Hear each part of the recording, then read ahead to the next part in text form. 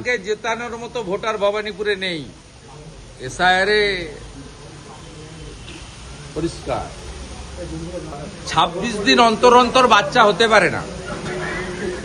আমি বলছি একজনের 100টা বাচ্চা থাকতে পারে না। আমি যেটুকু ইন্টারনালি খবর পাচ্ছি, জুডিশিয়ারি আপনার সারদার যে ডিভাইস নষ্ট করে দেওয়া থেকে শুরু করে কত কাণ্ড করেছেন, তার ঋণ শোধ করল। ভবানীপুরে ভারতীয় জনতা পার্টির যত কর্মী ভোট ঘোষণার আগে বেরিয়েছে, এটা বিগত দিনে কখনো হয়নি। আজকে লোক সাহস করে বেরিয়ে এসেছে। এতদিন লোক সাইলেন্টলি ভোট করতো, বলছে আমরা বেরোবো, আমরা ডোর ক্যাম্পেনিং করব, আমরা পোলিং এজেন্ট হব, আমরা বাড়ি বাড়ি যাব, আমরা মমতা ব্যানার্জিকে হারাবো, পরিবর্তন আনতেই হবে। আমরা খুব উৎসাহিত এবং এই কর্মী সংখ্যা 3 গুণ হয়ে যাবে ভোট আস্তে আস্তে। এরকম প্রত্যেকটা বিধানসভাতেই, বিশেষ করে কলকাতার 11টা বিধানসভাতেই এই কর্মী সভা হচ্ছে। পার্টি আমাকে ভবানীপুর বিধানসভায় আসতে বলেছে, আমি এসেছি। এবং বাকিগুলোতে বিপ্লব দেবজি প্রত্যেকটাতেই কোনো না কোনো নেতৃত্ব, সঙ্গে তাপস রায় থাকছেন, নিয়ে মিটিং করছে। দক্ষিণ 24 পরগনা জেলায় 8,50,000-এর মতো ভোটারের নাম এখনো পর্যন্ত বাদ পড়েছে। দক্ষিণ মানে কোন ক্যাটাগরিতে বলছেন? ডিলিটেড অর মানে জুডিশিয়ালের কাছে বিচার? জুডিশিয়ালের কাছে এখনো পর্যন্ত বিচার, মানে বিবেচ্য না, সে তো হতেই পারে, সেটা নিয়ে এক্ষুনি বলা কিছু নেই। কিন্তু দক্ষিণ 24 পরগনা বাংলাদেশ তীরবর্তী একটি জেলা, কারণ জলপথে বাংলাদেশ থেকে প্রচুর অবৈধ অনুপ্রবেশকারী মুসলিম দক্ষিণ 24 পরগনাতে এসেছে, বসতি করেছে। তৃণমূল কংগ্রেস দক্ষিণ 24 পরগনাটা মূলত যে আদি বাসিন্দা যারা, তাদের কাছ থেকে কাড়িয়ে নিয়েছে। ডেমোগ্রাফি চেঞ্জ হয়েছে।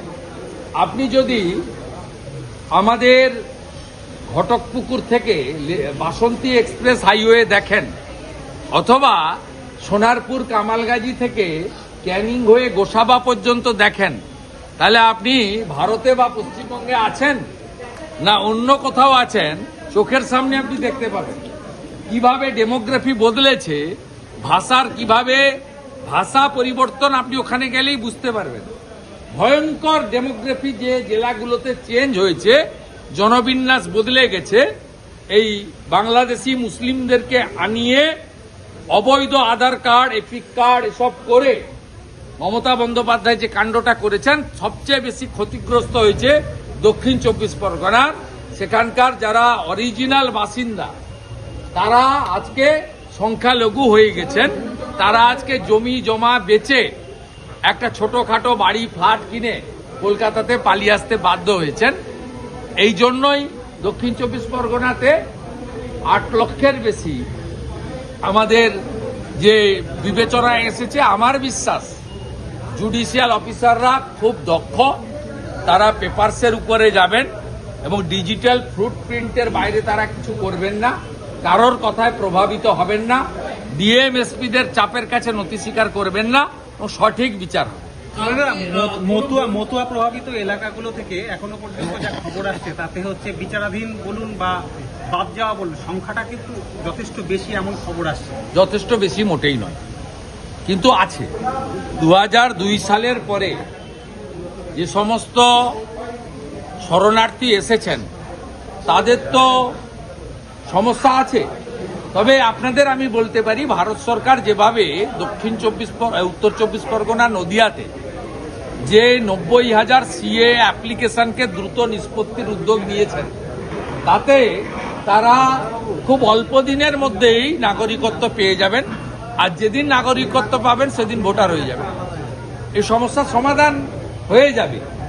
এরপরেও যাদের নাম ডিলিট হয়েছে, সেই হিন্দু শরণার্থীরা, তারা প্রথমে ডিওর কাছে আবেদন করবেন, জেলা শাসকের কাছে। সেখানে আবেদন রিজেক্ট হলে সিওর কাছে আবেদন করবেন। আমরা বিষয়টা দেখে নিচ্ছি। এবং সবচেয়ে বড় কথা, নরেন্দ্র মোদীজি তাদের নাগরিকত্ব দেওয়ার ব্যবস্থা করেছেন। আর 2025-এর 1 সেপ্টেম্বর নোটিফিকেশন করে মমতা ব্যানার্জির পুলিশ যাতে তাদেরকে উত্ত্যক্ত করতে না পারে। তার জন্য 2024-এর 31শে ডিসেম্বর পর্যন্ত ধর্মীয় উৎপীড়নের কারণে যারা পশ্চিমবঙ্গে এসেছেন তাদেরকে সুরক্ষা দিয়েছেন নরেন্দ্র মোদীজি। অতএব হিন্দু বাঙালি শরণার্থীদের নিয়ে আপনাদের না ভাবলেই চলবে, এটা ভাবার জন্য ভারতীয় জনতা পার্টি আছে। কোথাও কোনো বৈধ ভোটার নাগরিকত্ব বাদ গেছে অভিযোগ করে বিরোধী দলনেতার কাছে অভিযোগ করেছে যে আমার নাম কেটে দেওয়া হয়েছে। আমাকে কিছু নদিয়া, মালদা থেকে 2-4টি এসেছেন, আমি তাদেরকে পরামর্শ দিয়ে দিয়েছি। আর পার্টি থেকে আমাকে দায়িত্ব দিয়েছিল, আমি বিকেলবেলা আমাদের সল্টলেক কার্যালয় থেকে আমি ভারতীয় জনতা পার্টির এই পুরো এসআইআর এবং সিএ এর প্রসেসের সঙ্গে যারা সহায়ক হিসেবে কাজ করছেন তাদেরকে বলে দিয়েছি কি কি করতে হবে, 1, 2, 3, 4। আর আজ সকালেই দিল্লিতে কথা বলে নিয়েছি, সিএ যারা আবেদন করেছেন তাদের স্কুটিনি কমপ্লিট হয়ে গেছে প্রায় 91,000, তার মধ্যে 300-400 স্কুটিনিতে বাতিল হয়েছে। 90,000-এর বেশি সিএ অ্যাপ্লিকেন্ট যারা আছেন তাদের নাগরিকত্ব খুব অল্প সময়ের মধ্যে তারা হাতে পেয়ে যাবেন, আমি তাদের আশ্বস্ত করছি। আর বাকি এখনো যারা এই সিএতে আবেদন করেননি, দ্রুত আবেদন করার জন্য আপনাদের মাধ্যমে আবেদন জানাচ্ছি। আর যেদিন এমএইচে আপনাদের সিটিজেনশিপ দেবেন, অটোমেটিক কোর্সে তারা ইলেকশন কমিশনকে তালিকা পাঠিয়ে দেন এবং তাদের ভোটার লিস্টে নাম উঠে যায়। কতদিন পর্যন্ত ভোটার লিস্টে নাম উঠতে পারে? আমাদের শেষ দিন মনোনয়ন জমা দেওয়ার শেষ দিন পর্যন্ত। অতএব আপনাদের হিন্দু শরণার্থী এদেরকে কেউ অনুপ্রবেশকারী বলে না, এরা ধর্ম বাঁচানোর জন্য বাংলাদেশ থেকে এসেছে। এদের প্রত্যেককে সমস্ত রকম ভোটাধিকার সহ সুরক্ষা দেওয়ার কাজ ভারতীয় জনতা পার্টি করবে। আমরা অঙ্গীকারবদ্ধ, আমরা দায়বদ্ধ, আমাদের মোদিজি আছেন, চিন্তার কোনো কারণ নেই। আপনার সারদার যে ডিভাইস নষ্ট করে দেওয়া থেকে শুরু করে কত কাণ্ড করেছেন, অর্থাৎ তার ঋণ শোধ করল। আরেকজন তো বিনীত গোয়েলকে বাঁচিয়েছেন না, অভয়ার ধর্ষণ খুনের পরে বিনীত গোয়েলকে বাঁচিয়েছেন। কলকাতা হাইকোর্ট থেকে মামলা সুমোটো সুপ্রিম কোর্টে টেনে নিয়ে গিয়ে এরা এইসব অপকর্ম করেছে, তাই পুরস্কৃত হয়েছে। যারা বাঙালি, বাংলার সংস্কৃতি, বাংলার অস্মিতা এসব নিয়ে কথা বলেন, তারা হায়দ্রাবাদ থেকে আর অন্য জায়গা থেকে লোক নিয়ে এসে এখানে এমপি বানাচ্ছেন। বাংলা দেখছে। আগেই বলেছিলাম মুসলমানরা তেজপাতা। এই রাজ্যসভার তালিকাতেও প্রমাণ হয়েছে মুসলমানরা হচ্ছে মমতা ব্যানার্জির কাছে তেজপাতা। এসআইআর নিয়ে বলেছিলেন যা বলার 28 তারিখে বলবো। তিনি তার বাড়ির খাবার খাচ্ছেন, এখানে কি কোনোভাবে মুসলিম তোষণ থেকে বেরিয়ে এসে মানে হিন্দুদেরকে তোষণ কোথায়? যেই তার পার্টিতে তিনি গিয়েছিলেন? না না, উনি তো হিজাব টিজাব সব করে করেছেন। উনি কাউকে বিশ্বাস করেন না, হিন্দু হন আর মুসলমান। মানে ফুড টেস্টার হয়তো ছিল না, ওই জন্য বাড়ির খাওয়ার উপর ভরসা রেখেছে। আপনারা বারবার বলার পর 105 একর জমি এদের রাজ্য সরকার বলছে বিএসএফ কে দেবে, ভোটের মুখে কি বোধোদয় হচ্ছে? হাইকোর্টের অর্ডার, উনি দিতে পারবেন না, ভালো করে জানেন। অমিত শাহজি বলে গেছেন বিজেপির মুখ্যমন্ত্রী 45 দিনের মধ্যে সীমান্ত সিল করে দেবে। এটা এই তো ডেজার্ট নাম্বার, 30 এপ্রিলের মধ্যে ভোট শেষ হয়ে যাবে এবং যথাসময় সরকার হবে। বলুন। 4 জন আইপিএস কে পোস্টিং করা হলো, যা বলার 28 তারিখে বলবো এসআইআর। প্রচুর নাম বাদ যাচ্ছে এবং তাতে তৃণমূলের তরফে বলা হচ্ছে একেবারে মুসলিম জেলা থেকে বিজেপির নির্দেশে বাদ দিচ্ছে। নো 48, 45,000 প্রথম রাউন্ডে গেছে আর বিবেচিত হবে 14,514, 60,000। ওভারঅল যদি দেখা যায় একাধিক হেভি ওয়েটের কেন্দ্রে, যদি একাধিক রাজ্য জুড়ে যদি ওনাকে জেতানোর মতো ভোটার ভবানীপুরে নেই। এসআইআরে পরিষ্কার।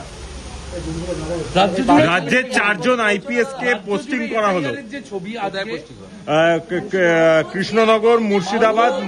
ওসব করার কি, ওরা মানে ল অ্যান্ড অর্ডার সিচুয়েশনকে রাখার জন্য। ও তো বলেছে শুক্রবার করা যেতে পারে, শুক্রবার হবে তো মুখ্যমন্ত্রী বলেছেন শুক্রবার তো অ্যালাউড। আজকে তো শনিবার মনে হয়, শুক্রবার দিন হবে। 1 কোটি কি বাদ যাবে? নাম বাদ যাওয়া, এসআইআর নাম বাদ যাওয়া নিয়ে কি বলবেন? 1 কোটি থেকে এখনো সংখ্যাটা অনেকটা দূরে। অনেকে বলছে যে 65 লক্ষ জুডিশিয়ারি বিবেচনা করছে, এটা নিয়ে আগবাড়িয়ে আমি কেন বক্তব্য রাখতে যাব? আমি বলছি 26 দিন অন্তর অন্তর বাচ্চা হতে পারে না। আমি বলছি একজনের 100টা বাচ্চা থাকতে পারে না। এগুলোর নামই তো এলডি, এগুলো তো দেখবেন জাজেরা। আমি যেটুকু ইন্টারনালি খবর পাচ্ছি, জুডিশিয়ারি খুব সিরিয়াসলি ব্যাপারটা করছে। It's a good symptom.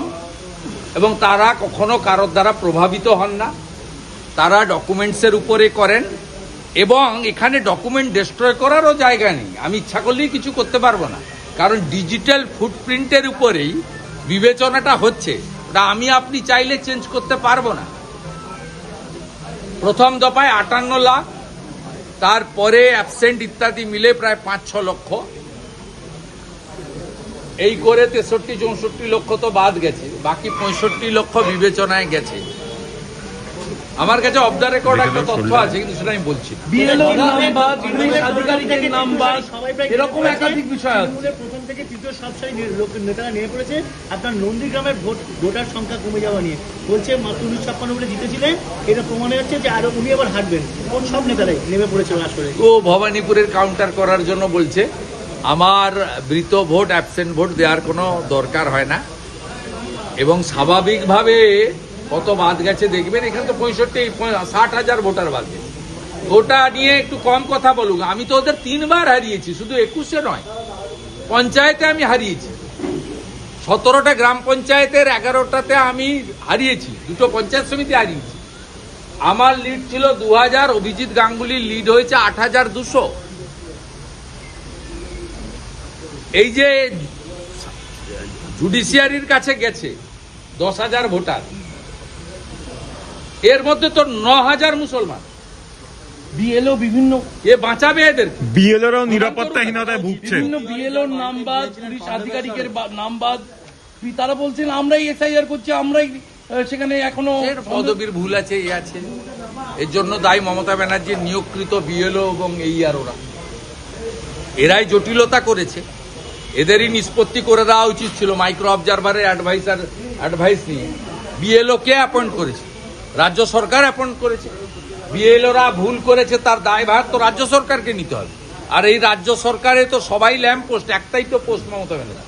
সবাই জানে, এভরিবডি নোজ। অশান্তির আশঙ্কা করছেন যেভাবে নাম বাদ যাচ্ছে। বিএলওরাও নিরাপত্তাহীনতায় ভুগছে। বিএলওরাও নিরাপত্তাহীনতায় ভুগছে বিভিন্ন জায়গায় যেখানে নাম বাদ গেছে। না, নাম বাদ গেছে, আবার কিছু বিবেচনায় আছে। বিবেচিত লোকেদের তো এক্ষুনি ধরে নেওয়ার দরকার নেই।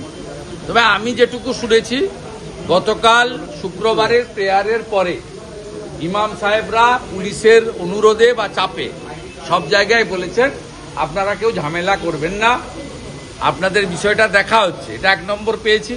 দ্বিতীয় পেয়েছি, কোচবিহারের তৃণমূল নেতারা বাংলাদেশি অবৈধ অনুপ্রবেশকারীদেরকে আশ্বস্ত করেছে ভোটটা এবারে দিতে পারবে না তোমরা, কিন্তু ভাতাটা আমরা বন্ধ করছি না, ভাতাটা চালু থাকবে।